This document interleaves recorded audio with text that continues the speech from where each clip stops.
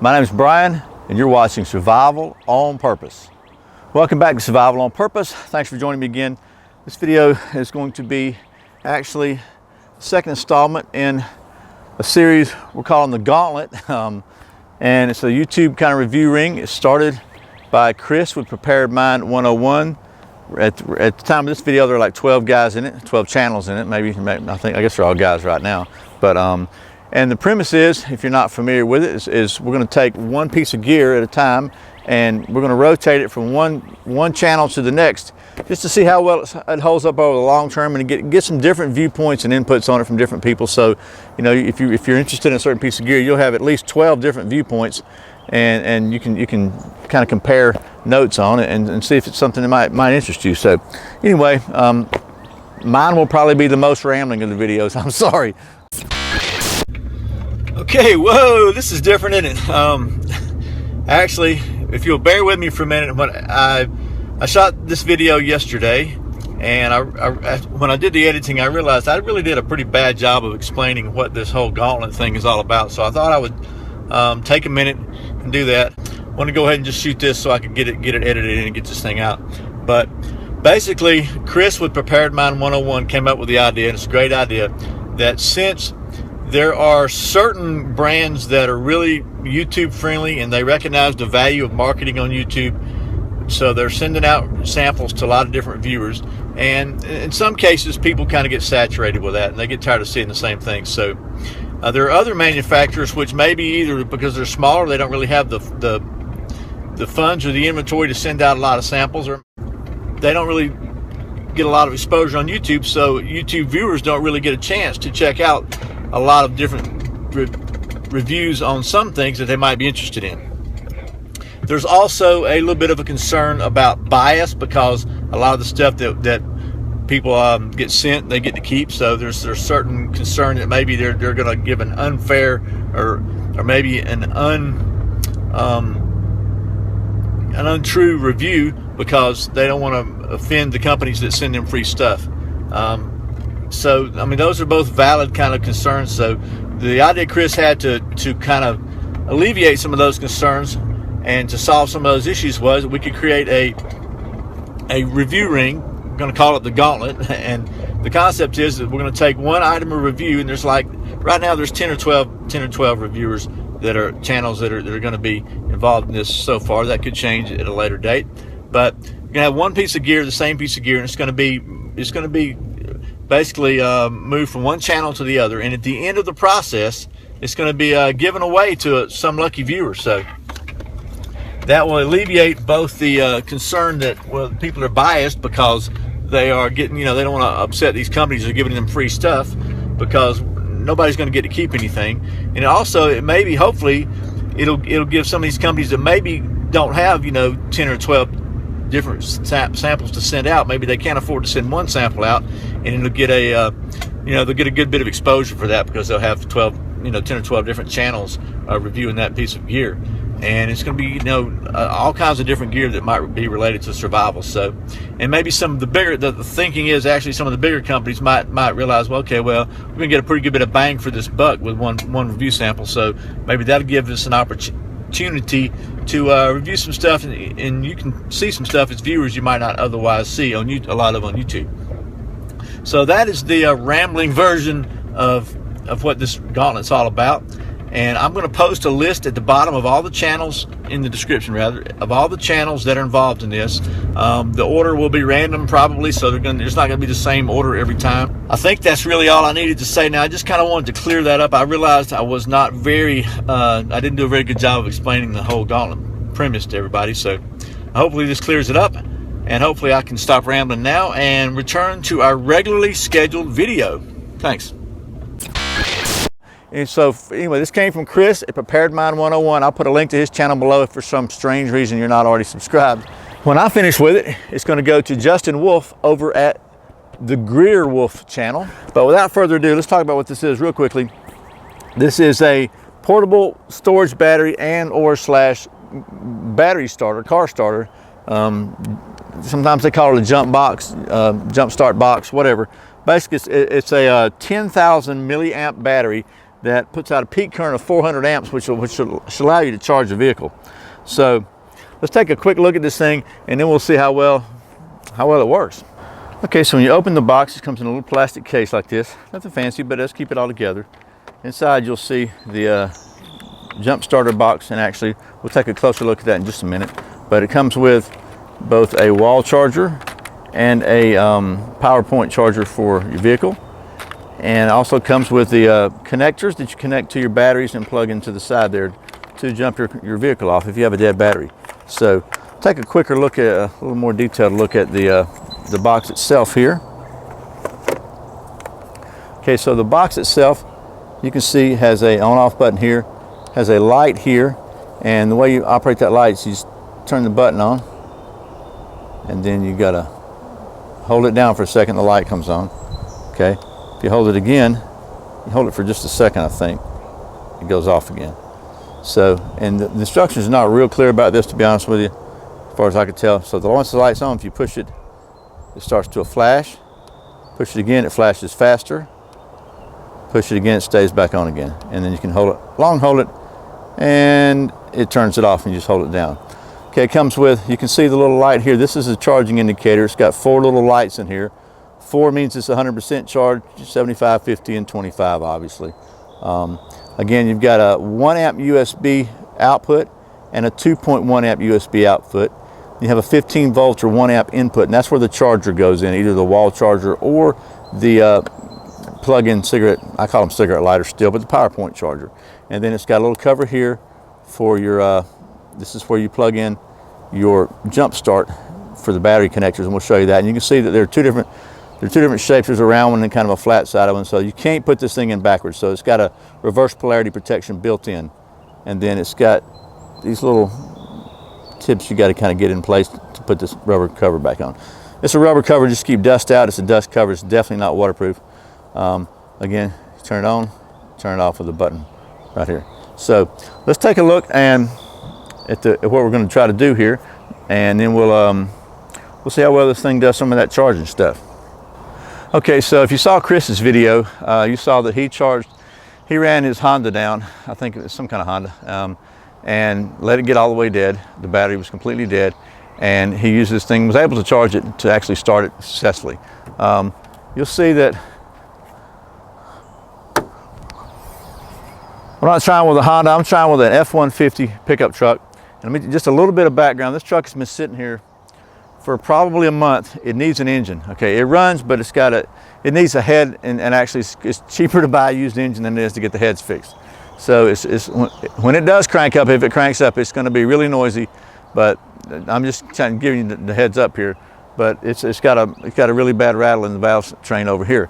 But I'm waiting on an engine before I can put it in. Anyway, long story short, I came out to check the other day. It is 100% stone cold dead. I don't know how long it's been dead. So in my mind, this is an acid test of this thing, because it's been sitting here at least for a couple of weeks. It's dead.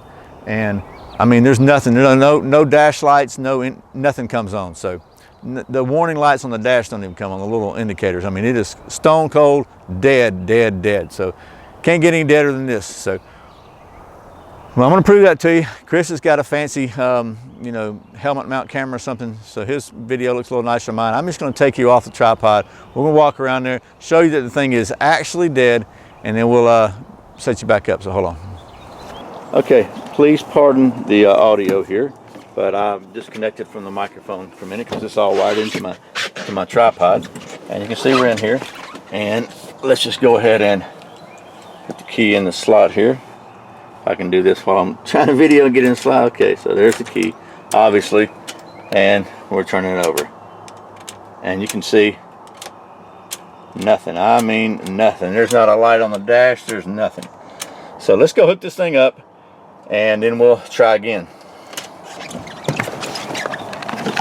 Okay, so here's the battery. Got the charger set up here, and you can see on this side that's where you plug it in. So according to the instructions, yeah, I'm one of those guys that reads instructions. The first thing you do is to turn it on and make sure it's over 25% charged. So to do that, we're going to push the button right here on top, take a look and make sure that all 4 bars are up. So it's 100% charged. I just took it off the charger. Actually, I want to give it every chance it's got, because I'm a little bit doubtful whether it's going to work. This battery is, I don't know how dead it's been. It's been sitting here for a long time. Okay, so then it says to insert the tip of your chargers into here. So, and it says that a red and green lights will flash. So we're going to pull this thing out of the way, and you can see again that it's only going to go in one way, flat part at the top. So we'll plug it in, and it says there should be some red and green lights flashing. I don't see any lights flashing on here. So, but it's plugged in. So I've got, maybe we turn it on. All right, let me turn it off and start over. I want to follow the directions exactly. Okay, so we turn it on first. Got to now plug it in. See what happens. Still got no red and green lights flashing. Okay, there they are, flashing on there. Okay, there's a little, so they're both flashing, and it says start and air, both flashing, just like it says. Okay, then it says to connect this to connect the red to the positive clamp on the battery, and the black to the negative clamp on the battery. Now, I'll tell you, there's some controversy about when you're jump starting a car with jumper cables, whether you should connect to the battery or to a ground on the frame. And a lot of people say you should connect to an unpainted piece of metal on the frame and ground it to the frame. And the reason for that is, it's not because it won't work like this, it's because sometimes a dead battery can give off hydrogen gas, and if you create a spark, sometimes when you're connecting that, then you could cause an explosion. So, but here's what problem I got with that. It's a real hard time nowadays finding any unpainted metal on a vehicle. It's just everything's painted, everything's insulated or painted. And I'm old school. I've never ever done that. I've always jumped it off to the battery. I've been jumping off cars for 40 years. I'm not saying you should do that, obviously, because there's definitely a risk. So under no circumstances should you ever do anything I say. But you can see there's a green light on here that says start. There's one that says air. So I don't know. We're gonna take it apart, take it back off, turn it off again, and try. Okay, so I'm gonna turn it off. I've got it hooked up again here, and I'm gonna turn it back on and see what the lights say. It's got, both of them are going. So let's just have a look and see. I'm going to go in and try to turn it over and see what happens. So, okay, I'm actually going to move you around here so maybe you can see the alternator, the pulleys turning if they actually start. Let's see what happens. Okay, it's still dead as a rock. So, and I've got an air booster here, so let me disconnect it again. Go through the whole process again. Turn it off. Unplug it. Alright, so we'll go through the whole process again. Turn it off. Okay, can you see this? Let me turn it on. Got blue lights. Gonna plug it in. Here. We've got a green light and a red light flashing. That's what we should have, I think. Yeah, it says it will flash. So now it says to hook up the green,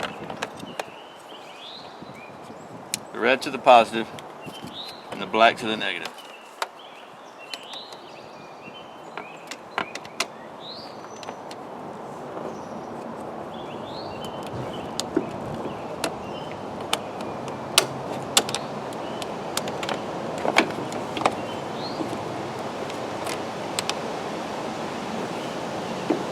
And we're still flashing,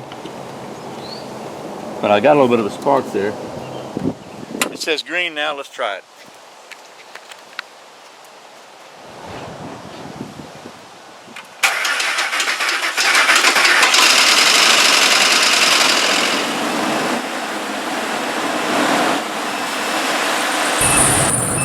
Okay, I told you it was a noisy monster. Now it's beeping. You hear it beeping. We want to take it off now. Disconnect it and unplug this. Turn it off. You can see also that we used up a quarter of the 25%. There's only 3 bulbs going now. So, all right. Well, I have to admit, I'm a little bit surprised because I was kind of little concerned that it wasn't going to work because this thing is, you know, it's a little higher amp battery than maybe a smaller car would have.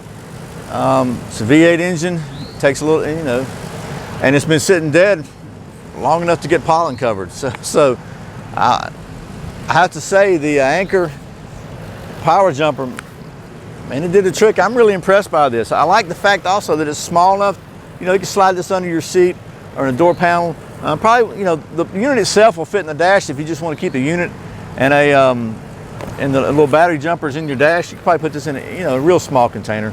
But even all together, the whole kit doesn't take up much room. And you could also charge your phone with it. You saw that I jumped this thing off. It's still got 75% of the battery left. So, you know, again, you can charge any USB device with it also. So 10,000 mAh. Just, gosh, there's not a whole lot more to say about it except I'm really impressed that it worked. I thought, you know, I saw Chris do it on his, and he had a, you know, a newer Honda, which I don't know how many amps it takes, but I would think a little less than this truck. So I thought this would be a good test. Been sitting here for a while. It's obviously, as you heard, it's got some issues, but man, it worked just great. And once again, I'm rambling, so let me cut to the chase here. So I want to remind you, if you haven't seen Chris's video, I'll put a link right here to Chris's video. And also, the next channel this is going to, again, is Justin Wolfe at Greer Wolfe. And I'll put a link to his channel below. And I'll probably put one right up here too. So you see those little dots up there, those little circles. Just hover your mouse over that or your finger or whatever if you're on a mobile.